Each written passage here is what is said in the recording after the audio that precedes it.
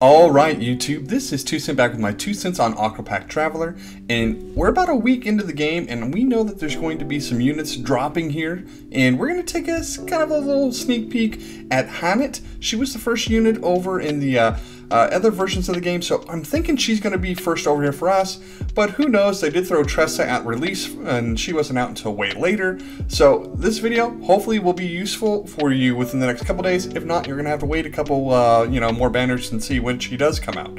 Anyway, hit that sub button and let's get into it.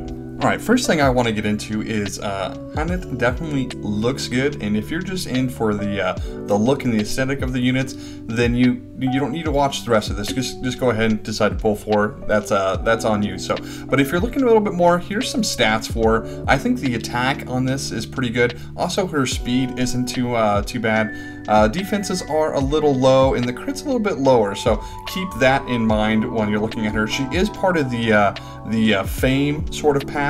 So definitely kind of helps that if you're looking at building some of your hunt teams. Alright, moving on from the stats, now we're looking over at her skills here, and I just wanted to highlight 3 of them here. We have, 3 to 5 times random hits for bow targets, and another 3 to 5 random hits bow AoE. I really like having these as an options, and I kind of feel like obviously this is the kind of characters that we want, is people who can help bring down the shields, as well as get that AoE damage going out there as well. We're looking down here, we also have an extra passive that when they're just using the basic attack, there's a 50% chance to add 1 additional hit. So that's super nice if you're just kind of working on building up, or you're kind of running out of SP or wanting to hold on to your SP.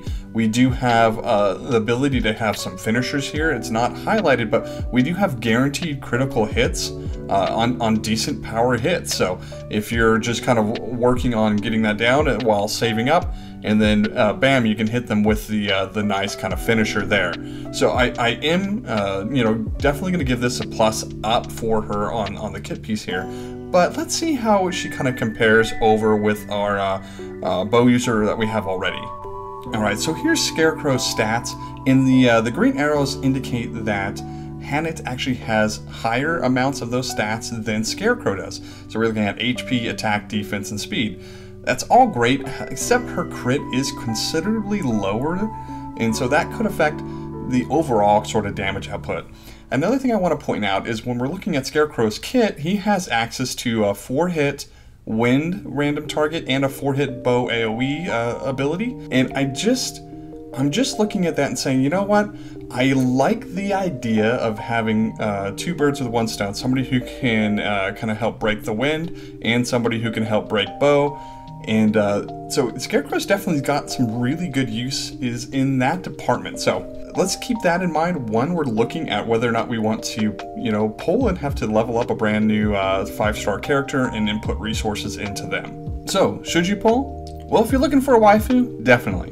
If you need a bow unit, definitely. And if you're also looking for a finisher for those spicy hits when you have your enemy, off guard, this is definitely a unit that will be able to be a finisher for you.